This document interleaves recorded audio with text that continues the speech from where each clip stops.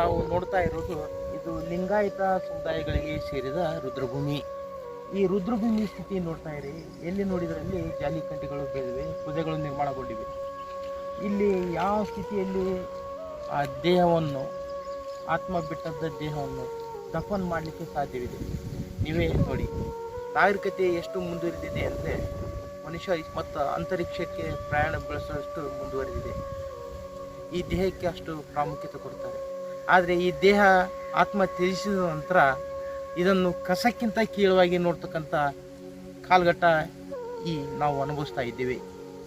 ಪುರಸಭೆ ಊರಲ್ಲಿ ಇರ್ತಕ್ಕಂಥ ತ್ಯಾಜ್ಯವನ್ನು ಮನೆಗಳಲ್ಲಿ ಡಬ್ಬ ಗಿಬ್ಬಗಳನ್ನು ಕೊಟ್ಟು ಹಸಿ ಕಸ ಒಣ ಕಸ ಸಂಗ್ರಹಿಸಿ ಬೇರ್ಪಡಿಸಿ ಅದನ್ನು ನಾವು ತ್ಯಾಜ್ಯ ವಿಲೇವಾರಿ ಘಟಕಕ್ಕೆ ಹೋಗಿ ನಾವು ಅಲ್ಲಿ ಹಾಕುತ್ತೇವೆ. ನಗರ ಸೌಂದರ್ಯೀಕರಣ ಕಾಪಾಡಿಕೊಳ್ಳೋಣ ಅಂತಂದು ಒತ್ತು ನೀಡುತ್ತೆ. ಆದರೆ ಮನುಷ್ಯ ಅವನ ಸತ್ತ ನಂತರ ಅವನಿಗೆ ಮುಕ್ತಿಧಾಮ ಅಂದರೆ ಈ ರುದ್ರಭೂಮಿ, ಶಿವ ನಿಲ್ಲಿಸಿರ್ತಕ್ಕಂಥ ಭೂಮಿ. ಇದರ ಸೌಂದರ್ಯೀಕರಣ ನಾವು ಕಾಪಾಡಿಕೊಳ್ಳೋಣ ಅನ್ನೋ ಮನಸ್ಥಿತಿ ಅವ್ರಿಗೆ ಬರಬೇಕಾಗಿದೆ. ಅದು ಯಾಕೆ ಬರ್ತಾ ಇಲ್ಲ ಅನ್ನೋದೇ ಇಲ್ಲಿ ನೋಡಿದರೆ ನಮಗೆ ಕಾಣ್ತಾ ಇದೆ, ಎಷ್ಟು ದುರಂತ ಇದೆ. ಈ ನಿಟ್ಟಿನಲ್ಲಿ ಆಯಾ ಲಿಂಗಾಯತ ಸಮುದಾಯದ ನಾಯಕರುಗಳು, ಮುಖಂಡರುಗಳು, ಹಿರಿಯರು ಎಚ್ಚೆತ್ತುಕೊಂಡು ತಮಗೆ ಸೇರಿದ ಸ್ಮಶಾನ ರುದ್ರಭೂಮಿಯನ್ನು ಶುಚಿತ್ವ ಕಾಪಾಡಿಕೊಳ್ಳುವುದು ಮತ್ತು ತಮ್ಮ ಸ್ಮಶಾನ ಭೂಮಿಯ ವಿಸ್ತಾರ ಅದು ಎಷ್ಟಿದೆ ಪರಿಮಿತಿಯನ್ನು ಅಳತೆ ಹಾಕಿ ಅದನ್ನು ಕಾಪಾಡಿಕೊಳ್ಳುವ ನಿಟ್ಟಿನಲ್ಲಿ ಮುಂದಿನ ಪೀಳಿಗೆಗೆ ಈ ರುದ್ರಭೂಮಿ ಉಳಿಸಿಕೊಡಬೇಕಾಗಿದೆ. ಸಂಬಂಧಿಸಿದ ಇಲಾಖೆ ಅಧಿಕಾರಿಗಳಿಗೆ ಗಮನ ಸೆಳೆದು ಇದನ್ನು ಸ್ವಚ್ಛತೆ ಕಾರ್ಯ ಕೈಗೊಂಡು ತಡೆಗೋಡೆ ನಿರ್ಮಾಣ ಮಾಡಿ ಇಲ್ಲಿ ಬೆಳಕಿನ ವ್ಯವಸ್ಥೆ ಮತ್ತು ನೀರಿನ ವ್ಯವಸ್ಥೆ ಕಲ್ಪಿಸಬೇಕಾದ ಕರ್ತವ್ಯ ಅವರ ಮೇಲಿದೆ. ಈ ನಿಟ್ಟಿನಲ್ಲಿ ಒಂದು ಸಣ್ಣ ಕಾರ್ಯ ನಮ್ಮ ವಾಹಿನಿಯಿಂದ ಕೈಗೊಂಡಿದ್ದೇವೆ. ರಾಜ ಕಲ್ಲವಂಚಕ ಸಿರಿವಂತ ದಾನಸೂರ ಬಡವಗೂ ಕೊನೆಗೆ ಹೆಣ ಅನ್ನುವರು. ಭವರೋಗವಾಸಿ ವೈದ್ಯ ಹರಿನಾರಾಯಣನಿಗೂ ಸನ್ಯಾಸಿ ವೇಧಾವಿಗೂ ಕೊನೆಗೆ ಹೆಣ ಅನ್ನುವರು. ಉಸಿರು ಇರೋವರೆಗೂ ಕರೆಯುತ್ತಿದ್ದರಣ್ಣ ಹೆಸರು. ಉಸಿರು ನಿಂತ ಮೇಲೆ ಮಸಣದ ಹೆಣ ಅನ್ನುವರು. ವೀಕ್ಷಕರೇ, ಮುಂದಿನ ಒಂದು ಸ್ಮಶಾನಕ್ಕೆ ಭೇಟಿ ಕೊಡುವ ಮುನ್ನ ನಮ್ಮ ಹಿರಿಯರು ಹಾಗೂ ಸಾಹಿತಿಗಳಾದ ಮಹಿಳಾ ಮತ್ತು ಮಕ್ಕಳ ಕಲ್ಯಾಣ ಅಭಿವೃದ್ಧಿ ಇಲಾಖೆಯ ನಿವೃತ್ತ ಸಹಾಯಕ ನಿರ್ದೇಶಕರು ಈ ಸ್ಮಶಾನ ರುದ್ರಭೂಮಿ ಕುರಿತು ತಮ್ಮ ಅನಿಸಿಕೆ ವ್ಯಕ್ತಪಡಿಸಿದ್ದಾರೆ. ಜೊತೆಗೆ ಅವರು ಕೊಪ್ಪಳದ ಮೆಡಿಕಲ್ ಕಾಲೇಜಿಗೆ ತಮ್ಮ ದೇಹದಾನವನ್ನು ಮಾಡಿದ್ದಾರೆ. ದೇಹದಾನ ಮಾಡಿದವರಿಗೆ ಸ್ಮಶಾನ ಯಾಕೆ ಬೇಕಪ್ಪ ಅಂತಂದು ಸಹಜ ಅನ್ನಿಸ್ಬೋದು. ಆದರೆ ಅವರಲ್ಲಿ ಇರ್ತಕ್ಕಂಥ ಕಾಳಜಿ, ಈ ದೇಹಕ್ಕೆ ಅವ್ರು ಕೊಡ್ತಕ್ಕಂಥ ಒಂದು ಗೌರವ ಎಲ್ಲರಿಗೂ ಸಿಗಲಿ ಅನ್ನೋ ಹಿತದೃಷ್ಟಿಯಿಂದ ತಮ್ಮದೇ ಆದ ಅಭಿಪ್ರಾಯವನ್ನು ಮಂಡಿಸಿದ್ದಾರೆ. ಬನ್ನಿ ಕೇಳೋಣ. ಸರ್, ಕುಷ್ಟಗಿ ಪಟ್ಟಣದಲ್ಲಿರುವ ರುದ್ರಭೂಮಿ ಸ್ಮಶಾನಗಳು ಯಾವ ಸ್ಥಿತಿಯಲ್ಲಿ ಇವೆ ತಾವು ಕಂಡಂತೆ, ಮತ್ತ ಅಕ್ಕಪಕ್ಕದ ಜಿಲ್ಲೆಗಳಿಗೂ ತಾವು ಹೋಗಿದ್ರಿ. ಅಲ್ಲಿ ಸ್ಮಶಾನ ರುದ್ರಭೂಮಿಗಳನ್ನು ತಾವು ಕಂಡಿದ್ದೀರಿ. ಇಲ್ಲಿ ನಾವು ಟ್ಯಾಲಿ ಮಾಡೋದನ್ನಪ್ಪ ಅಂದ್ರ ಇಲ್ಲಿ ತಾವು ತಮ್ಮ ಅನಿಸಿಕೆಗಳು ಏನು ಸರ್? ಇನ್ನು ಬೇರೆ ಕಡೆ ಬೇರೆ ಸ್ಥಳಗಳಲ್ಲಿ ಇದ್ದಂಥ ರುದ್ರಭೂಮಿಗಳಿಗೆ ಮತ್ತು ಈಗ ನೋಡಿರಪ್ಪ ಬಹಳ ಹೇಗ ಅನ್ಸುತ್ತೆ. ಕಾರಣ ಏನಂತಂದ್ರೆ ವಿವಿಧ ಜನಾಂಗದ ರುದ್ರಭೂಮಿಯಲ್ಲಿ ಯಾವ ರೀತಿಯಿಂದ ಇರಬೇಕು ಆ ರೀತಿಯಿಂದ ಸವಲತ್ತುಗಳು ಇರ್ತಾವೆ. ಮತ್ತು ನೀರು ಕೈ ತಕ್ಕೊಳ್ಳೋಕ್ಕಾಗಲಿ ಮತ್ತೊಂದು. ಎರಡನೇದೇನಂತಂದ್ರೆ ಕೂಡಲಿಕ್ಕೆ ಆಸನಗಳಿಲ್ಲ, ಎಲ್ಲ ದಫನ ಮಾಡಿ ಹಾಕಿದೆ. ಮೂರನೇದೇನಂತಂದ್ರೆ ಇಲ್ಲೇ ಸ್ಮಶಾನ ಹುಗಿಯೋದೊಂದು ಬೇರೆ, ಆಮೇಲೆ ಇಲ್ಲಿ ಸುಡೋದೊಂದು ಬೇರೆ ಲೆಕ್ಕದಲ್ಲಿ ನಾವು ಬೇರೆ ಕಡೆ ನೋಡಿದ್ದು ಅದು ತುಂಬ ಐತೆ. ಆಮೇಲೆ ಇಲ್ಲಿ ಎಲ್ಲ ನಾವು ನೀರು ಪರಿಸ್ಥಿತಿ ನೋಡಿದ್ರಪ್ಪ ಅಂತಂದ್ರೆ ಎಲ್ಲ ಸ್ಮಶಾನಗಳಲ್ಲಿ ಮುಳ್ಳು ಕಂಟಿಗಳು, ಗಿಡಗಳು ಸ್ವಚ್ಛತೆ ಇಲ್ಲದ ರೀತಿಯಲ್ಲಿ ಇದೆ. ಹಂಗಾಗಿ ಅಲ್ಲಿ ಹೋಗುವಂಥವ್ರು ಸ್ಮಶಾನದಲ್ಲಿ ಸಂಸ್ಕಾರ ಮಾಡೋ ಕಾಲಕ್ಕೆ ಹೋದಂಥವ್ರಿಗೆ ಬಹಳ ಸಮಸ್ಯೆ, ಹಿಂಸೆ ಆಗ್ತದೆ ಅಂತ ಕಾರಣ ನಮಗೆ ಕಣ್ಣಿಗೆ ಕಂಡದ್ದು. ಬೇರೆ ಕಡೆ ಆ ಪರಿಸ್ಥಿತಿ ಇಲ್ಲ. ಅಲ್ಲಿ ಹೋದ ತಕ್ಷಣ ನೆಮ್ಮದಿಯಾಗಿ ಅದು ಎಲ್ಲ ಸಂಸ್ಕಾರ ಆದ್ಮೇಲೆ ನಿಂತು ಆಮೇಲೆ ಕೈ ತೊಳ್ಕೊಂಡು ಮುಖ ತೊಳ್ಕೊಂಡು ಎಲ್ಲ ರೀತಿಯಿಂದ ಒಂದು ಸ್ಮಶಾನ ಅಲ್ಲದೆ ಒಂದು ದೇವಸ್ಥಾನದ ರೀತಿಯಲ್ಲಿ ಅಲ್ಲಿ ಬೇರೆ ಕಡೆ ನಾವು ಕಂಡಕ್ಟ್ ಉಂಟು. ಆ ರೀತಿಯಿಂದ ಇಲ್ಲಿ ಆಗ್ಬೇಕಾದ್ರಪ್ಪ ಅಂತಂದ್ರೆ ಇವತ್ತು ಮುನ್ಸಿಪಾಲ್ಟಿ ಮತ್ತು ತಹಸೀಲ್ದಾರ್ ಸ್ವಲ್ಪ ಮುತುವರ್ಜಿ ವಹಿಸಿದ್ರಪ್ಪ ಅಂತ ಒಂದು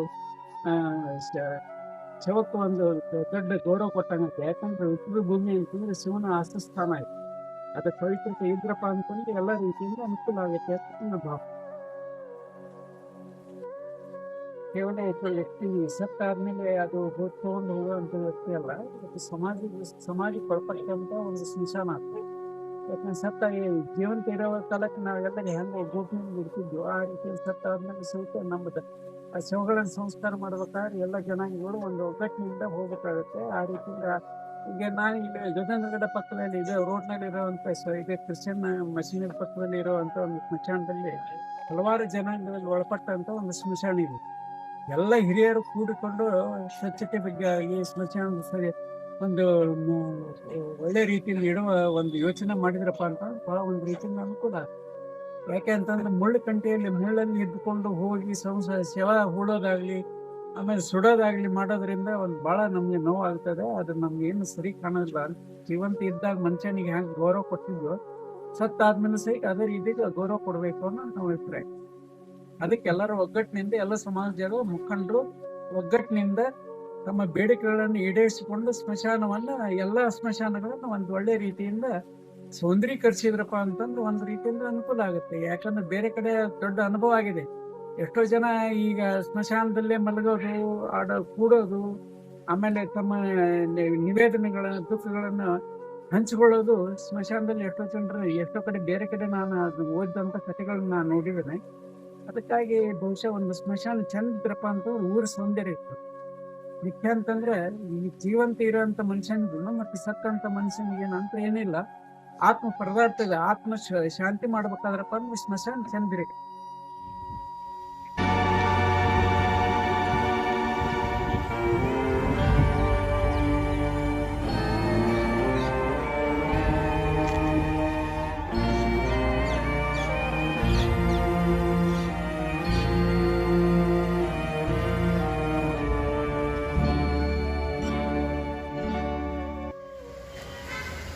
ಬಸವರಾಜ್ ಸರ್, ಇವಾಗ ಕುಷ್ಟಗಿ ಪಟ್ಟಣದಲ್ಲಿರುವ ಹಲವಾರು ಸ್ಮಶಾನಗಳು ಅಸ್ತಿತ್ವದಲ್ಲಿಲ್ಲ.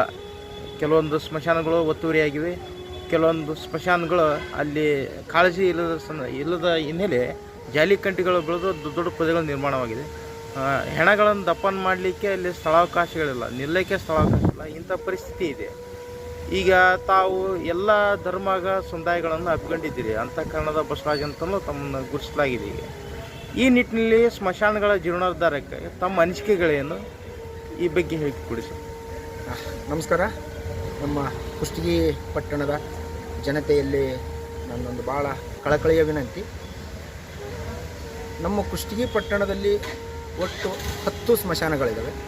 2 ಮುಸ್ಲಿಂ ಸಮಾಜದವು, 3 ವೀರಶೈವ ಲಿಂಗಾಯತ ಸಮಾಜದವು, 1 ಚರ್ಚ್ ಪಕ್ಕದಲ್ಲಿರ್ತಕ್ಕಂಥ ಹಾಲು ಮತ ನಾಯಕ ಜನ ಎಲ್ಲ ಬೋವಿ ಜನಾಂಗದವರೆ ಎಲ್ಲ ಇನ್ನುಳಿದ ಜನಾಂಗದವರು ದಫನ್ ಮಾಡ್ತಕ್ಕಂಥದ್ದು ಒಂದು ಇದು. ಆಮೇಲೆ ಟೆಂಗುಂಟಿ ರಸ್ತೆಯಲ್ಲಿರುವ ಪಂಚಾಡ್ರು ಅಂದರೆ ಇದು ಜನಿವಾರ ಸಮುದಾಯದವರಿಗೆ ಒಂದು ಸ್ಮಶಾನ. ಹಂಗೆ ಕೊಪ್ಪಳ ರೋಡ್ನಲ್ಲಿ 1 ಎಕರೆ ಈ ಬೈಲ್ಪತ್ತಾರದು ಒಂದು. ಟೋಟಲಿ 10 ಸ್ಮಶಾನಗಳು. ಅದರಲ್ಲಿ 2 ಸ್ಮಶಾನ ಮಾತ್ರ ಅಭಿವೃದ್ಧಿ ಆದ. ಒಂದು ವಣಿಗೆ ರಸ್ತೆಯಿಂದ ಕಬ್ರಸ್ಥಾನ, 2ನೇದ್ದು ಹಿಂದುಗಡೆ ನಮ್ಮ ಬಣಿಜಿಗ ಸಮಾಜದ 2 ಎಕರೆ ಚಿಲ್ಲರೆ, ಅದು ಸ್ವಲ್ಪ ಸುಸ್ಥಿತಿಯಲ್ಲಿದೆ. ಇನ್ನುಳಿದವು ಕಾಳಜಿ ಇಲ್ಲ. ಜನರಿಗೆ ನಮ್ಮದು ಅನ್ನೋದು ಬರ್ತಾಯಿಲ್ಲ, ತಮ್ಮದಷ್ಟೇ ಮಾತ್ರ ವಿಚಾರ ಮಾಡ್ತಾರೆ. ಎಲ್ಲರ ಮನೆಯಾಗೂ ಸಾವು ಖಚಿತ. ಅದಕ್ಕೆ ಜನತೆಯಲ್ಲಿ ವಿನಂತಿಸಿಕೊಳ್ತೀನಿ, ಚರ್ಚ್ ಪಕ್ಕದಲ್ಲಿರ್ತಕ್ಕಂಥ ಸ್ಮಶಾನ ಒತ್ತುವರಿಯಾಗಿದೆ. ಒಂದನೇದ್ದು, ಅಲ್ಲಿ ಕೂಡಲಿಕ್ಕೆ ಆಸನಗಳಿಲ್ಲ, ಗಿಡಗಳನ್ನು ನೆಟ್ಟಿಲ್ಲ, ಮತ್ತು ನೀರಿನ ವ್ಯವಸ್ಥೆ ಇಲ್ಲ. ಇದು 1ನೇದ್ದು. ಇನ್ನು 2ನೇದ್ದು ವೀರಶೈವ ಲಿಂಗಾಯತ ಸಮಾಜದ ಒಂದು ಸ್ಮಶಾನ. ಸ್ವಲ್ಪ ಅದು ಕೋರ್ಟ್ನಲ್ಲಿತ್ತು, ಮೊನ್ನೆ ಕ್ಲಿಯರ್ ಆಗೈತೆ ಅಂತ. ಅದು ಅಂತೂ ಭಾಳ ಹದಗೆಟ್ಟದ. ಜನರು ಈ ಮಣ್ಣು ಕೊಡೋಕೆ ಸಂಸ್ಕಾರಕ್ಕೆ ಬಂದ್ರಪ್ಪ ಅಂದರೆ ಅಲ್ಲಿ ಕುಂದ್ರಕ್ಕೆ ಜಾಗ ಇಲ್ಲ. 2ನೇದ್ದು ಕಂಪೌಂಡ್ ಇಲ್ಲ. ನಮ್ಮದು ಅಂತ ಅಸ್ತಿತ್ವದಲ್ಲಿ ಇರಲಾರ್ದಂಥ ಪರಿಸ್ಥಿತಿ ಆಗಿದೆ. ಎಲ್ಲ ಕುಷ್ಟಗಿ ಜನತೆಯಲ್ಲಿ ನಾನು ಬಹಳ ಕಳಕಳಿಯಿಂದ ವಿನಂತಿ ಮಾಡಿಸ್ಕೊಡ್ತೀನಿ. ಬರ್ತೀರಿ, ಹಾರ ಹಾಕ್ತೀರಿ, ಹೋಗ್ತೀರಿ, ಬರ್ತೀರಿ, ಸ್ಮಶಾನ ಮಠ ಬಂದು ಮಣ್ಣು ಹಾಕ್ತೀರಿ, ಹೋಗ್ತೀರಿ. ಹಾಗೆ ಆ ಸ್ಮಶಾನದ ಬಗ್ಗೆನೂ ತಮಗೆ ಕಾಳಜಿ ಇರಲಿ. ಯಾಕಂದ್ರೆ ಒಬ್ಬ ವ್ಯಕ್ತಿಲಿಂದ ಆಗ್ಲಾರ್ದಿದು. ಆಮೇಲೆ ಎಲ್ಲ ಸರ್ಕಾರನೇ ಮಾಡಲಿ ಅನ್ನೋದು ತಪ್ಪು ಕಲ್ಪನೆ. ಸಾರ್ವಜನಿಕರ ಸಹಕಾರ ಇಲ್ಲದೆ ಯಾವ ಸರ್ಕಾರಿ ಯೋಜನೆಗಳು ಆಗೋಲ್ಲ. ಸಣ್ಣ ವಿಷಯಕ್ಕೂ ಸರ್ಕಾರ ಕೇಳೋದು ಅವಶ್ಯಕತೆ ಇರೋಲ್ಲ. ಜೋಳಿಗೆ ಹಾಕಿದ್ರಪ್ಪ ಅಂದ್ರೆ ಎಲ್ಲ ಸಮಸ್ಯೆಗಳನ್ನು ಬಗೆಹರಿತಾವ. ದಯವಿಟ್ಟು ಆಯಾ ಸಮುದಾಯಕ್ಕೆ ಮೀಸಲಾದ ಈ ಸ್ಮಶಾನಗಳನ್ನು ಅಭಿವೃದ್ಧಿ ಮಾಡಬೇಕು. ನಾನು ಒಂದು 2-3 ಸತಿ ಪ್ರಯತ್ನ ಮಾಡಿದೆ. ಯಾಕೆ ಒಬ್ಬ ವ್ಯಕ್ತಿಲಿಂತ ಆಗಲಿಲ್ಲ. ಕೈ ಜೋಡಿಸ್ಬೇಕು. ಅದರಲ್ಲಿ ಯುವಕರು ಮತ್ತು ಹಿರಿಯರು ಮಾರ್ಗದರ್ಶನ ಮಾಡಿ ಈ ಯುವಕರನ್ನ ರೆಡಿ ಮಾಡಿತಂತಂದ್ರೆ ಯಾವುದೂ ಅಸಾಧ್ಯವಾದದ್ದಲ್ಲ. ದಯವಿಟ್ಟು ಕುಷ್ಟಗಿ ಜನತೆಯಲ್ಲಿ ನಾನು ಕಳಕಳಿಯ ವಿನಂತಿ ಮಾಡಿಕೊಡ್ತೀನಿ. ಎಲ್ಲ ಸಮುದಾಯದವರು ತಿಂಗಳದಾಗ ಒಂದು ದಿವಸ ತಮ್ಮ ಸ್ಮಶಾನಕ್ಕೆ ಶ್ರಮದಾನ ಮಾಡಿದರೆ ಸಾಕು. ಮುಳ್ಳು ಕಂಟಿ ಇರ್ತಾವ, ಕಲ್ಲು ಕಡಿ ಇರ್ತಾವ, ಅಂಥವನ್ನೆಲ್ಲ ಕೈಲಿ ಎತ್ತಿ ಹಾಕಿದ್ರೂ ನಡೀತೈತೆ. ಇನ್ನುಳಿದ ದೊಡ್ಡ ದೊಡ್ಡ ಏನಾದರೂ ಕೆಲಸ ಇತ್ತಪ್ಪ ಅಂದ್ರೆ ಸರ್ಕಾರ ಜೊತೆ ಹೋರಾಡಿ ಮಾಡ್ಬೋದು. ದಯವಿಟ್ಟು ಎಲ್ಲರೂ ಸ್ಮಶಾನದ ಬಗ್ಗೆ ಕಾಳಜಿ ವಹಿಸ್ಬೇಕಂತೇಳಿ ಎಲ್ಲ ವಿನಂತಿ ಮಾಡಿಕೊಡ್ತೀನಿ. ವೀಕ್ಷಕರೇ, ಕುಷ್ಟಗಿ ಪಟ್ಟಣದಲ್ಲಿ ನಾವು ಸಂಚರಿಸಿ ನೋಡಿದಾಗ ಹಲವಾರು ಸ್ಮಶಾನಗಳು ಅಲ್ಲಿ ಶುಚಿತ್ವ ಮತ್ತು ಸ್ವಚ್ಛತೆ ಯಾವುದೂ ಇಲ್ಲ. ಮೂಲ ಸೌಲಭ್ಯ ಪ್ರತಿಗಳು ಸಹ ಇವೆ. ಜಾಲಿ ಕಂಟಿಗಳು ಬೆಳೆದು ನೋಡಬಾರ್ದಂಥ ಸ್ಥಿತಿಯಲ್ಲಿ ಇವೆ. ಅವಿಷ್ಟು ಸ್ಮಶಾನಗಳಲ್ಲಿ ಉತ್ತಮವಾಗಿ ಶುಚಿತ್ವವಾಗಿ ಕಾಯ್ದುಕೊಳ್ಳಬೇಕಂತೆ ಇದು ನಮ್ಮ ರಾಜ್ಯದ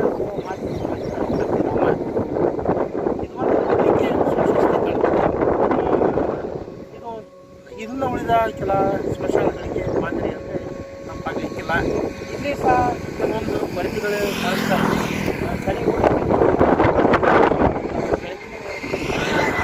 ನೀರಿನ ವ್ಯವಸ್ಥೆ ಹೋಗ್ತಿದೆ. ಜೊತೆಗೆ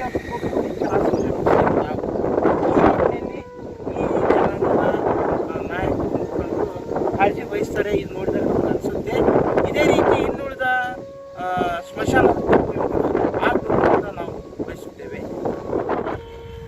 ವೀಕ್ಷಕರೇ, ಉಳ್ಳವರು ಜಮೀನು ಸಹ ಹೊಂದಿದಂಥವರು ಅವರ ಮನೆಯಲ್ಲಿ ಯಾರಾದರೂ ಮರಣ ಹೊಂದಿದರೆ ತಮ್ಮ ಜಮೀನಿನಲ್ಲಿ ಹೋಗಿ ಶವ ಸಂಸ್ಕಾರ ಮಾಡಿ ಅದನ್ನು ಸಮಾಧಿಯನ್ನಾಗಿ ನಿರ್ಮಾಣ ಮಾಡಿ ಪೂಜಿಸುವುದು ಮಾಡ್ತಾರೆ.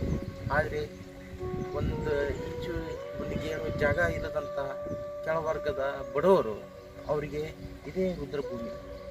ಅವ್ರಿಗೆ ಅಂತಿಮ ಕ್ಷಣಕ್ಕೆ ಅಂತಿಮ ಯಾತ್ರೆ ಕೈಗೊಂಡ ಆ ಹೆಣಕ್ಕೆ ಶವ ಸಂಸ್ಕಾರಗೊಳ್ಳಲಿಕ್ಕೆ ಇರೋದು ಇದೊಂದು ಭೂಮಿ. ಇಲ್ಲಿ ಅವರು ತಿಥಿ ಸಂದರ್ಭದೊಳಗೋ ಅವ್ರು ಏನೋ ವಿಧಿವಿಧಾನ ಆಚರಣೆ ಪ್ರತಿ ವರ್ಷ ಮಾಡ್ತಿರೋ ಸಂದರ್ಭದಲ್ಲಿ ಬಂದು ನೋಡ್ಬೇಕಾದ್ರೆ ಗುರುತು ಸಿಗಲ್ಲ. ನಮ್ಮ ಇವರು ಉಪಾಧ್ಯಕ್ಷ ಹಿತರಕ್ಷಣಾ ವೇದಿಕೆ ಅವರು ಹೇಳಿದ ಹಾಗೆ ಒಂದು ಭೂಮಿ ಒಂದು ಸ್ಥಳದಲ್ಲಿ ನಾವು ಅಗೆಯುವಾಗ ಇನ್ನೊಂದು ಅಸ್ಥಿ ಪಂಜರ ಸಿಗುತ್ತೆ. ಇಂಥ ಪರಿಸ್ಥಿತಿ ಇತ್ತಪ್ಪ ಅಂದ್ರೆ ಅದು ಸರ್ಕಾರ ಗಂಭೀರವಾಗಿ ಪರಿಗಣಿಸಬೇಕು. ಕೆಳವರ್ಗದ ಈ ಸಮುದಾಯಗಳಿಗೆ ಇನ್ನೂ ವಿಸ್ತಾರವಾಗಿ ಇದು ಮೂಲ ನಕಾಶೆಯನ್ನು ತೆರೆದು ಈ ಭೂಮಿಯ ತಡೆಗೋಡೆಯನ್ನು ನಿರ್ಮಾಣ ಮಾಡಿ ಇಲ್ಲಿ ಅಗತ್ಯ ಸೌಲಭ್ಯ ಮತ್ತು ಕೆಲ ಅರಣ್ಯ ಇಲಾಖೆಯಿಂದ ಸಹಾಯ ಪಡೆದು ಕೆಲ ಗಿಡಗಳನ್ನು ನಾಟಿ ಮಾಡುವ ಮೂಲಕ ಇದನ್ನು ಒಂದು ಸೌಂದರ್ಯೀಕರಣಗೊಳಿಸಬೇಕು.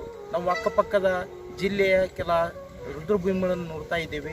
ಅವು ಕಣ್ಣಿಗೆ ರುದ್ರಭೂಮಿ ಅಂತ ಕಾಣಂಗಿಲ್ಲ. ಅದೇನೋ ಒಂದು ವನ, ಹೂವನ, ಹೂತೋಟವನ ಅನ್ನಂಗೆ ಅದು ಭಾವಿಸ್ತಿದೆ. ಅಲ್ಲಿ ಹೋದಾಗಂತ ದೇಹ ತೀರಿಸ್ತಕ್ಕಂಥ ಆತ್ಮಿಕ ಅದು ನೋಡಿದಾಗ ಅದು ಇದ್ದಾಗಂತೂ ನಮ್ಗೆ ಮೂಲ ಸೌಲಭ್ಯಗಳನ್ನು ನಾವು ಪೂರೈಸ್ಕೊಳ್ಳಲಿಕ್ಕೆ ಕಾಣಲಿಕ್ಕೆ ಆಗಲಿಲ್ಲ. ಕನಿಷ್ಠ ಪಕ್ಷ ನಾವು ಅಂತಿಮ ಕ್ಷಣದೊಳಗೆ ನನ್ನ ದೇಹ ಹೋದಾಗನ ಇಂಥ ಸ್ಥಳದಲ್ಲೇ ನನ್ನ ದೇಹ ದಫನಾತಲ್ಪ ಅನ್ನೋಂಥದ್ದು ಆತ್ಮಶಾಂತಿ ಅದು ಆತ್ಮಕ್ಕೆ ಸಿಗ್ತೈತಿ. ಈ ನಿಟ್ಟಿನಲ್ಲಿ ಸರ್ಕಾರ ಮತ್ತು ಸರ್ಕಾರದ ಅಧಿಕಾರಿಗಳು ಎಚ್ಚೆತ್ತುಕೊಳ್ಳಬೇಕೆಂದು ನಮ್ಮ ವಾಹಿನಿ ಆಶಿಸುತ್ತದೆ. ನಮಸ್ಕಾರ. ನಮಸ್ಕಾರ ಕುಷ್ಟಗಿ ಜನತೆಯೇ, ನಿಮ್ಮ ಮಕ್ಕಳ ಶಾಲಾ ಸಿದ್ಧತೆ ಇನ್ನೂ ಪೂರ್ಣವಾಗಿಲ್ವೇ? ಎಲ್ಲಾ ಶಾಲಾ ಸಾಮಗ್ರಿಗಳು ಈಗ ಒಂದೇ ಸೂರಿನಡಿ ಲಭ್ಯ. ಬಿಸಿ ಕನೆಕ್ಷನ್ಸ್ ಬುಕ್ ಸ್ಟಾಲ್ಗೆ ಇಂದೇ ಭೇಟಿ ನೀಡಿ. ಅತ್ಯುತ್ತಮ ಗುಣಮಟ್ಟದ ಶಾಲಾ ನೋಟ್ಬುಕ್ಗಳು, pen, pencil, geometry box, school bag, tiffin bag ಸೇರಿದಂತೆ ಎಲ್ಲಾ ಶಾಲಾ ಸಾಮಗ್ರಿಗಳು ಈಗ ಒಂದೇ ಸೂರಿನಡಿ ಲಭ್ಯ, ಅದೂ ಸಹ ತೀರ ಸುಲಭ ಬೆಲೆಯಲ್ಲಿ. ಇಂದೇ ಭೇಟಿ ನೀಡಿ ಕುಷ್ಟಗಿಯ ಬಿಸಿ ಕನೆಕ್ಷನ್ಸ್ ಬುಕ್ ಸ್ಟಾಲ್ಗೆ. ಸಾರ್ವಜನಿಕ ಆಸ್ಪತ್ರೆ ಎದುರು ಉತ್ತಮ ಹಾಗೂ ಕೈಗೆಟುಕುವ ಬೆಲೆ. ನಿಮ್ಮ ಮಕ್ಕಳ ಶಿಕ್ಷಣಕ್ಕೆ ನಮ್ಮ ವಿಶೇಷ ಕಾಳಜಿ. ಬಿಸಿ ಕನೆಕ್ಷನ್ಸ್, ನಿಮ್ಮ ನಂಬಿಕೆಯ ತಾಣ. ಧನ್ಯವಾದಗಳು. ಸತ್ಯ, ನಿಖರತೆ ಮತ್ತು ಜನಪರ ಸುದ್ದಿಗಳೊಂದಿಗೆ ನಾವು ಸದಾ ನಿಮ್ಮೊಂದಿಗೆ. ನೋಡ್ತೀರಿ BG+ ಪಕ್ಕಾ ಸುದ್ದಿ.